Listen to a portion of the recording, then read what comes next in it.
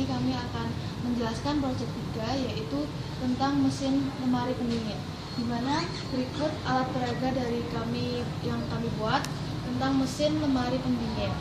Untuk penjelasannya akan disampaikan oleh narator. Mesin lemari pendingin. Mesin lemari pendingin terdapat bagian-bagian. Yang pertama yaitu kompresor. Kompresor berfungsi untuk memompa bahan pendingin ke seluruh bagian kulkas. Yang kedua ada saluran hisap.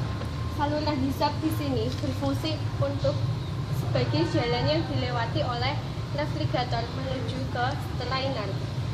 Kemudian yang ketiga ada filter atau saringan yang berfungsi untuk menyaring kotoran yang mungkin terbawa aliran bahan pendingin setelah melakukan sirkulasi.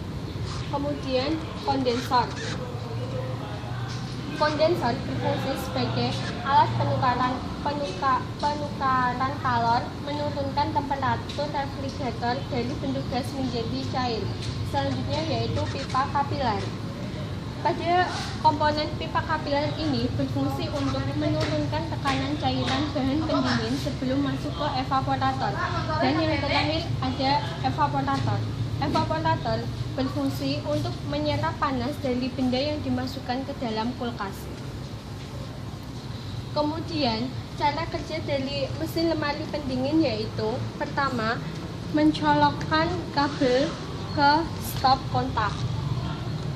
Kemudian, kompresor yang berfungsi sebagai tenaga penggerak. Pada saat dialiri listrik, motor kompresor akan berputar dan memberikan tekanan pada bahan pendingin.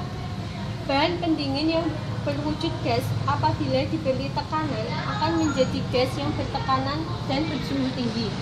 Dengan wujud seperti itu, memungkinkan refrigerator mengalir menuju ke kondensor dan disaring oleh filter atau saringan. Pada titik kondensasi, gas tersebut akan mengembun dan kembali menjadi ke wujud cair. Refrigerator cair bertekanan tinggi akan terdorong menuju ke pipa kapiler.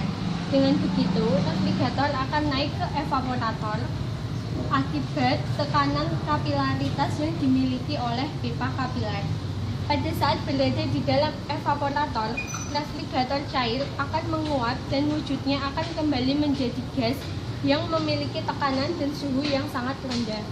Akibat dari proses tersebut, udara yang berada di sekitar evaporator akan menjadi bersuhu rendah dan akhirnya terkondensasi menjadi ke wujud cair. Pada kondisi yang berulang, akan memungkinkan udara tersebut akan membeku dan akan menjadi butiran-butiran es. Hal tersebut terjadi pada benda ataupun air yang dengan sengaja diletakkan pada sekitar evaporator. Demikianlah cara kerja dari mesin lemari pendingin. Demikian dari kelompok kami. Terima kasih atas perhatiannya. Wassalamualaikum warahmatullahi wabarakatuh.